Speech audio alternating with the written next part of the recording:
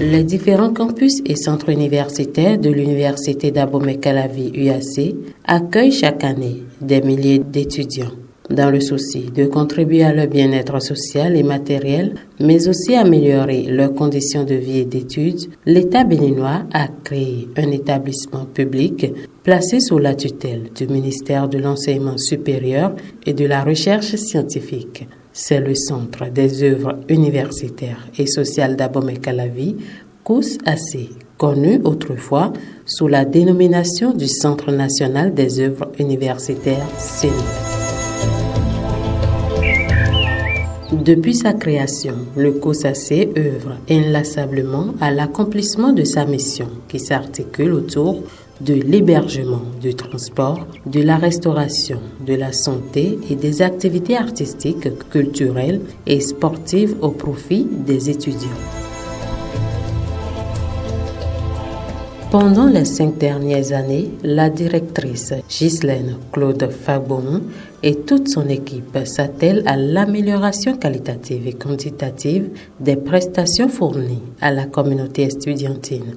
Dans le domaine de l'hébergement, le COUS-AC a entrepris des actions pour améliorer les conditions de vie des étudiants dans les résidences. On a l'habitude de nettoyer les espaces avant l'ouverture, que ce soit les intérieurs ou l'extérieur des bâtiments. C'est ce qu'on est en train de faire actuellement. La directrice du Centre des œuvres universitaires et sociales d'Abomey-Calavi a toujours tenu à ce que les enfants soient logés dans de bonnes conditions ou tout au moins d'acceptables conditions d'habitabilité. Actuellement, on fait l'entretien général, mais si par endroit il y a des problèmes, on appelle des professionnels pour le faire.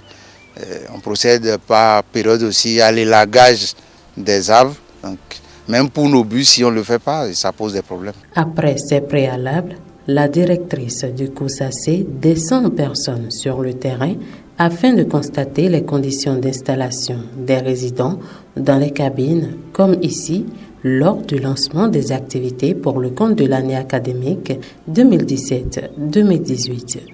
Comment ça se passe ici? Ça va. Pourquoi vous dormez sans drap? Vous n'avez pas amené vos draps? Sinon ça abîme les matelas. Vous savez ça? Parce que si on dort sur les matelas comme ça, sans drap, ça les abîme. Et nous ne donnons plus de draps à cause des maladies. Par rapport aux conditions dans lesquelles on nous a installés, bon, je ne trouve pas ça trop mal, c'est bien. C'est bien. Dès sa prise de fonction, la DECOUS s'est engagée à également mettre fin au calvaire des résidents en ce qui concerne l'accès à l'eau. J'ai pris un bâtiment témoin pour faire descendre l'eau des forages dans les robinets parce que nous avons beaucoup de problèmes de coupure. Donc ça, c'est déjà fait et c'est positif. Donc nous sommes en train de l'étendre à tous les autres bâtiments. La restauration des étudiants, un soin particulier est porté à ce secteur.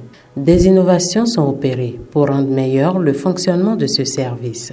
Elles prennent en compte le bien-être aussi bien des étudiants que du personnel. À la cuisine, des bois de chauffe laissent place au foyer moderne depuis 2017. Nous avons définitivement laissé les bois de chauffe pour le gaz.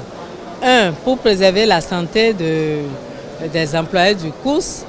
Ensuite, pour préserver l'environnement.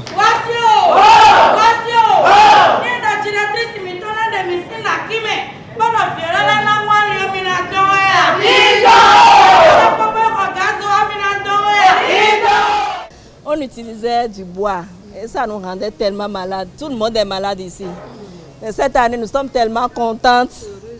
Vraiment, nous remercions la DECOUS, et notre ministre et le président de la République. Avant la reprise des activités au niveau de la restauration, les agents de cuisine et des comptoirs du COUS-AC subissent désormais une visite médicale. Elle permettra le dépistage des infections telles que la tuberculose, les parasitoses et l'hépatite B et complète si bien la formation organisée il y a environ 1 an au profit de la même cible sur les règles d'hygiène à observer en matière de restauration de masse sur le thème « Bonnes pratiques d'hygiène et restauration collective ». C'est la première fois qu'une équipe dirigeante comme ça s'engage. Il n'y a pas ce jour où nous ne recevons tout au moins un étudiant dépisté positif pour la tuberculose.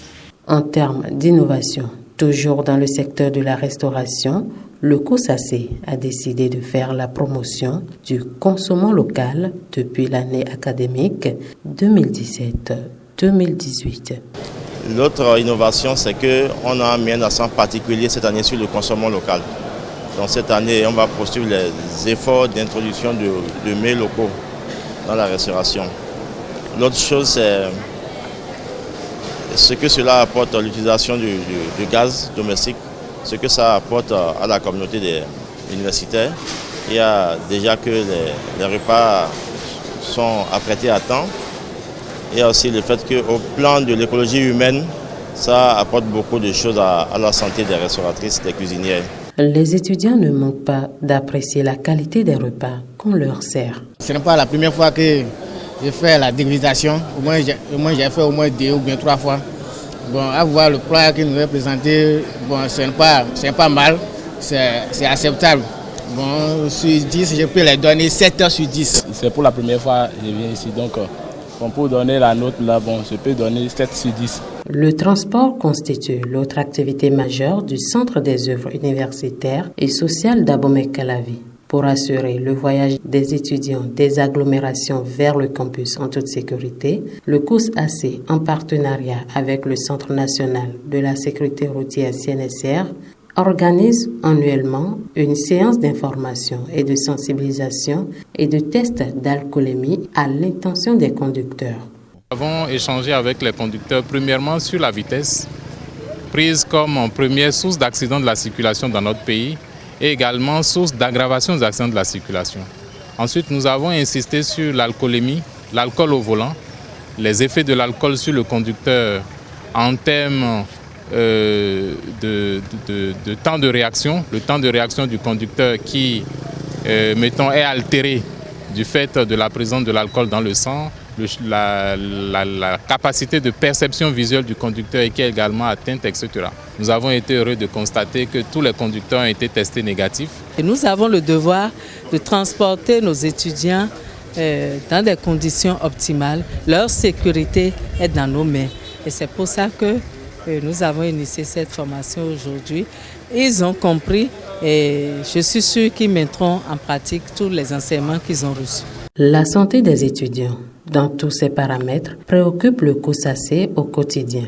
Du campus d'Abomey-Calavi au centre universitaire de l'Université nationale de l'agriculture de Kétou en passant par ceux de Porto Novo, Adjara, Lokossa et Abomey, la direction a installé sur presque tous les sites sous sa tutelle des infirmeries pour la prise en charge des apprenants. Lors de la rentrée sociale, en décembre 2019 à Kétou, la directrice Claude Ghislaine Faboron a expliqué le système de santé du COS à ses interlocuteurs. À Kotokou, l'infirmerie est déjà construite. Donc, on a un local là-bas. Donc, je crois que c'est là-bas qui est la priorité d'abord parce qu'eux, ils sont loin. Ils sont vraiment loin. Donc, on met la priorité là-bas. On peut mettre encore une autre infirmerie ici. Donc, on va travailler là-dessus pour que très rapidement, on puisse mettre les 2 infirmeries là en marche, que ça soit opérationnel. Et l'autre chose qu'on peut faire tout de suite, c'est de mettre, dès que l'infirmerie sera mise en place, on va mettre aussi le système de prise en charge de l'État en place pour vous. Parce que vous avez droit à des prises en charge pour aller dans des hôpitaux publics. Il y a un hôpital de zone ici. Donc, normalement, nos infirmeries ne prennent en charge que les premiers soins. Et si on vous réfère à l'hôpital public, vous devez bénéficier de la prise en charge de l'État. L'éducation des jeunes étudiants béninois à une santé sexuelle et reproductive responsable, gage d'un avenir meilleur et les violences basées sur le genre constituent également une préoccupation fondamentale pour le Centre des œuvres universitaires et sociales d'Abomey-Calavi, COSACE. Pour nous, les organisations estudiantines, nous savons tous que la santé, c'est la question majeure. Parce que pour être étudiant, pour étudier et avoir de bons résultats, pour que demain les parents puissent vraiment jouir du fruit du travail, il faut forcément avoir la santé. Donc ce matin, nous avons voulu partager notre temps avec nos camarades. Nous étions allés à Djara pour discuter avec eux, pour leur montrer en quoi il est nécessaire de respecter les mesures barrières, de respecter encore d'autres mesures au niveau des GST et au niveau du harcèlement sexuel pour que leur santé soit vraiment préservée. Donc c'est le même exercice que nous sommes en train de faire à l'ENS parce que nous avons jugé bon que sans la santé, nous ne pourrons rien. Donc vraiment la santé est importante pour nous. C'est pourquoi nous avons voulu être là, nous-mêmes, aider l'équipe du COUS AC a véritablement atteint l'objectif. Depuis 2016, grâce à un partenariat avec le Fonds des Nations Unies pour la population, UNFPA, des pères éducateurs entretiennent leurs camarades étudiants sur la problématique. Au cours de l'année 2020, la campagne de sensibilisation s'est adaptée au contexte particulier de la crise sanitaire liée au coronavirus. La pandémie du coronavirus qui a pris l'humanité de court n'a pas eu raison de notre partenariat avec le FUNIAP. Nous avons su nous adapter, nous réorganiser pour trouver, dans un esprit de résilience, les voies et moyens devant aboutir aux activités qui nous réunissent en ces derniers mois de l'année 2020.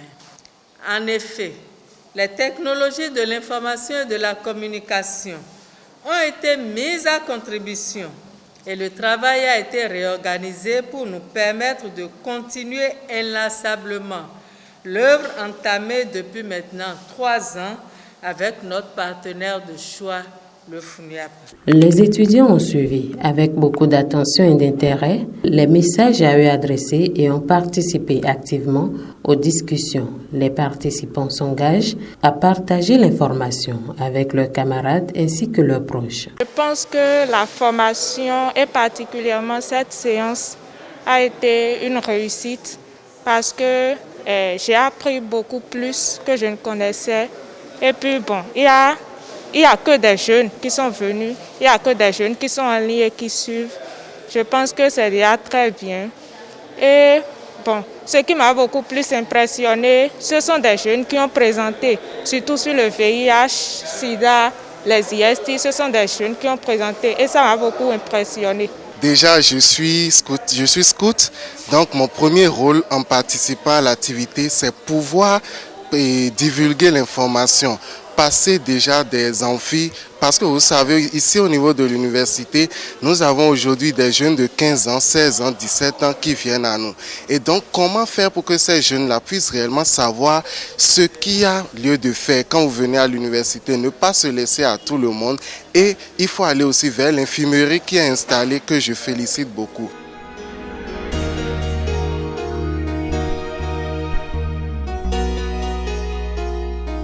Je me réjouis davantage de savoir que les pères éducateurs formés grâce à l'exécution des activités du plan de travail annuel de l'année dernière sont les principaux animateurs de ces séances. Nous venons ainsi de gagner le pari de l'éducation par les pairs, plus efficace, car vous convenez avec moi que la communication passe mieux entre personnes de la même génération, surtout dans le domaine de la sexualité où le jeune préfère se confier à un jeune comme lui, plus accessible, plus perméable, vivant les mêmes réalités. Le harcèlement est un fléau néfaste qu'il faut combattre et que nous devons nous armer pour pouvoir combattre ce fléau à travers notre aide qu'on va porter à nos pères pour pouvoir les aider à surmonter ces difficultés-là. Je remercie d'abord les organisateurs de cette formation parce que c'est une très bonne formation. D'abord, ils nous ont parlé de la COVID-19 qui est en vogue actuellement, de cette crise sanitaire où beaucoup n'ont pas encore ou ne croient pas toujours que cette maladie existe. Et grâce à cette formation, nous pouvons partager avec nos pairs que cette maladie est vraiment effective et qu'il faudrait vraiment se préserver afin d'éviter la maladie. Aussi, parlant de l'harcèlement sexuel qui est un phénomène fréquent dans nos universités, il est temps maintenant que nos jeunes sœurs, nos jeunes frères comprennent qu'il faudrait dénoncer à chaque fois et ne plus avoir peur. Et à la fin de cette formation, je suis outillé, je suis prêt à informer et pour que nos pères, nos jeunes puissent comprendre qu'aujourd'hui, il est temps et on peut dénoncer tant qu'il y a harcèlement. La mobilisation par site de formation ou par centre universitaire a été à l'image de l'université. Bon, vivement que pour les fois à venir, qu'on ait une communication plus grandiose que celle que nous avions eue actuellement et qu'il y ait une forte mobilisation autour de l'activité, puisqu'il faut que les gens prennent un peu plus au sérieux cette activité. Le bien-être des étudiants passe aussi par l'organisation des activités artistiques, culturelles et sportives. En 2018, le COSACE a ainsi mis en compétition les résidents à travers le tournoi interbâtiment remporté par BIDC. Mais parlant de victoire, il n'y a eu aujourd'hui ni vainqueur ni vaincu. C'est la victoire du sport universitaire qui renaît grâce à cette belle compétition qui a réuni durant 10 jours différents acteurs. Ainsi, les joueurs ont pu exprimer leur talent. Les amoureux du sport ont pris du plaisir. L'université a vibré au rythme du football et le COSACE a démontré sa capacité à organiser une compétition d'envergure. Pour maintenir cette dynamique, un tournoi de plus d'envergure sera organisé une année plus tard sous l'égide du ministre de l'Enseignement supérieur et de la Recherche scientifique, Éléonore Yahi Ladécan. Il s'agit des Jeux Intercampus 2019 dont l'objectif est de promouvoir le brassage entre les étudiants des différentes universités du Bénin. Footballeurs et basketteurs universitaires vont rivaliser d'ardeur de talent dans le fair play et sans adversité, je l'espère et je le souhaite vivement, pour décrocher le trophée vainqueur. Mais rassurez-vous, chers amis étudiants, il n'y aura ni vainqueur ni vaincu au sorti de cette compétition. Chers amis publics sportifs, je me réjouis de la tenue de la présente édition des Jeux car je reste persuadé que de tels événements sportifs, culturels ou artistiques sont indispensables dans nos universités et sur nos différents campus pour rassembler la jeunesse de notre pays, l'élite du Bénin de demain, autour d'événements heureux et intégrateurs, autour de questions d'intérêt pour la communauté. En février 2020, le gouvernement béninois va définir de nouvelles conditions de financement des activités des associations estudiantines. Dans le cadre de la mise en œuvre de cette réforme, le Centre des œuvres universitaires et sociales d'Abomey-Calavi COSACE a organisé un atelier du 13 au 15 octobre 2020 à Kétou, en prélude à la relance des activités artistiques, culturelles et sportives sur les différents campus sous sa tutelle. Responsable du Centre des œuvres universitaires et sociales d'Abomey-Calavi et représentants des organisations estudiantines se sont penchés sur les modalités sous l'œil avisé de sachants en art, culture et sport. Quelques jours plus tôt, le COSACE a organisé un séminaire de renforcement des capacités des responsables étudiants en application du décret numéro 2017-485 du 2 octobre 2017 définissant les modalités de collaboration des organisations estudiantines avec l'État et les autorités des universités publiques en République du Bénin. Vous convenez avec moi que les réformes et innovations induites par ces nouveaux tests nécessitent que les bénéficiaires et acteurs soient préparés, outillés et imprégnés des nouvelles dispositions en matière de gestion des hommes, de gestion du temps, de gestion des ressources financières, de gestion du matériel, de gestion des équipements. C'est pourquoi je salue l'initiative du Centre des œuvres universitaires et sociales d'Abomey-Calavi qui a organisé au profit des responsables des organisations estudiantines la présente session de formation sur les thématiques bénéfiques à maints égards. D'une part, ils seront outillés pour décrocher les financements de leur activité dans le respect de l'orthodoxie financière et des principes qui régissent les finances publiques à travers des projets structurants, des projets cohérents avec leurs besoins.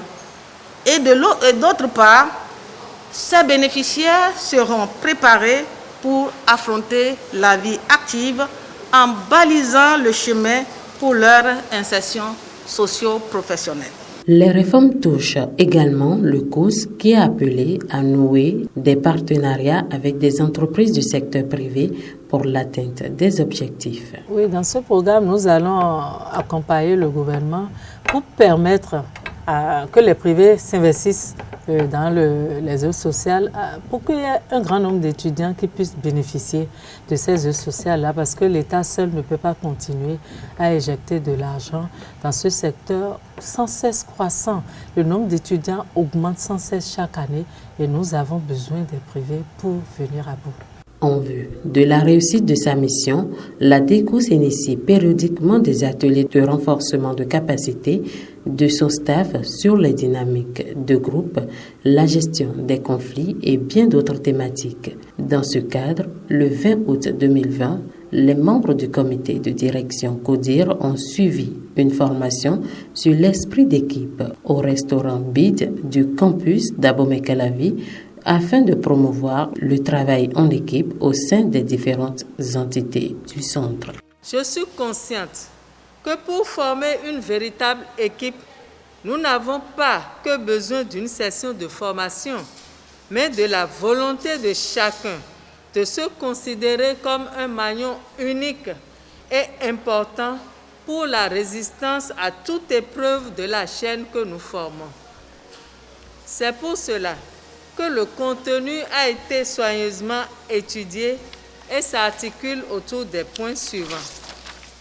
Notion de base sur la construction de l'esprit d'équipe, technique de construction de l'esprit d'équipe, signe d'un bon esprit d'équipe et comportement à éviter.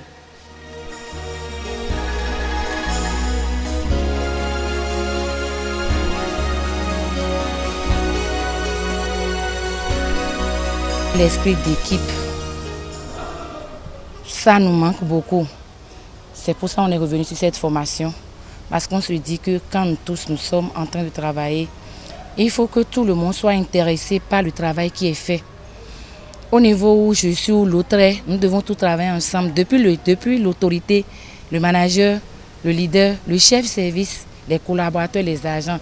Nul n'est ignorant dans la chaîne et tout le monde est indispensable. La formation a permis quand même aux membres de CODIR de comprendre la nécessité de travailler en équipe afin d'atteindre, j'allais dire, les objectifs, les missions et la vision globale que constitue, auquel, j'allais dire, le COUS est attelé à accomplir. Je voudrais d'entrée remercier les responsables de nos structures.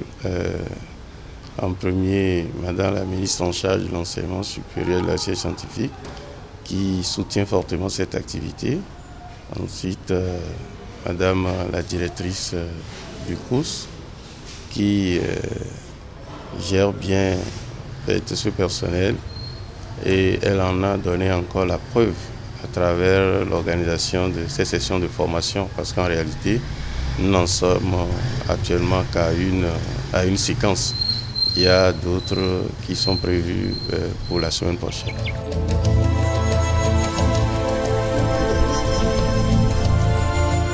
Madame la DECOUS, pour votre combativité de tous les jours, pour le sérieux qui caractérise vos actions et à travers vous toute votre administration. Je suis très fière de tout ce que vous mettez, toujours dans le sens de la formation de nos amis responsables à divers niveaux. Je voudrais vous rassurer, une fois encore, de mon engagement et de mon accompagnement pour toutes vos initiatives en faveur de la jeunesse universitaire de notre pays, tant elle contribue si bien à l'atteinte des objectifs des programmes sectoriels du sous-secteur de l'enseignement supérieur et de la recherche scientifique, notamment du programme 4 intitulé « Vie de l'étudiant », tant elle répond au pilier 2 du PAG en son axe stratégique numéro 5.